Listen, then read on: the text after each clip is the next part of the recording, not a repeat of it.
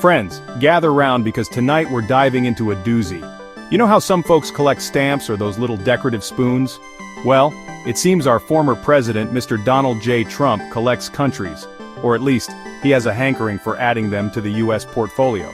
Now, we've all heard about his Greenland ambitions, which, let's be honest, sounded like the plot of a rejected Simpsons episode. But Canada? Our friendly, syrup-loving neighbors to the north? Apparently, acquiring Canada has been on his mind. And the scary part is, he's deadly serious about it.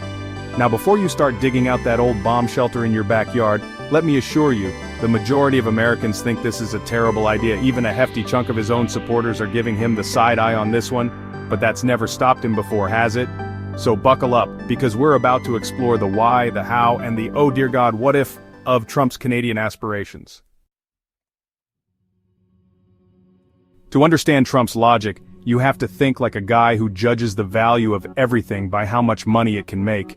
And Canada, my friends, is like a giant frozen piggy bank just begging to be cracked open. We're talking oil, timber, minerals, you name it, Canada's got it in abundance. From Trump's perspective, it's like leaving a wad of cash on the sidewalk and expecting him not to pick it up. It's just good business, right? Spoiler alert, no, it's not. But it's not just about the raw materials. Canada also represents a massive new market for American goods and services. Imagine a whole country forced to buy Trump steaks and watch reruns of The Apprentice. The economic possibilities are, frankly, terrifying. Now, if you're thinking this whole land-grabbing scheme sounds a bit, well, 19th century, you're not wrong. Trump's vision of international relations seems to be stuck in the era of colonialism, where might makes right and maps are redrawn on a whim.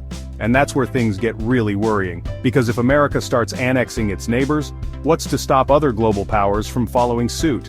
Imagine a world where China decides it wants a piece of Australia, or Russia develops a sudden craving for Scandinavia. It's a recipe for chaos, plain and simple.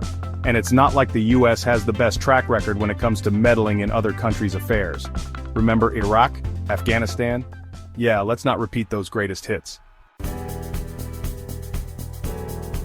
Okay, deep breaths everyone. While the idea of Trump leading a hostile takeover of Canada is enough to induce nightmares, the reality is far less likely. For starters, there's the small matter of international law, which, last time I checked, still frowns upon one country just swallowing up another. Plus, let's not forget about the Canadians themselves. They're a polite bunch, sure, but they're not exactly pushovers. I'm pretty sure they could assemble a formidable army armed with nothing but hockey sticks and Tim Hortons coffee. So, while it's important to be aware of Trump's, shall we say, unconventional foreign policy ideas, let's not lose sight of the fact that he's no longer in charge. For now, we can all breathe a collective sigh of relief and focus on more pressing issues like figuring out what the heck a Space Force actually is. But seriously, if you see a bunch of American tanks heading north, give us a call. If you like my YouTube videos, well, do subscribe, like and follow me on TikTok, Instagram and X.com.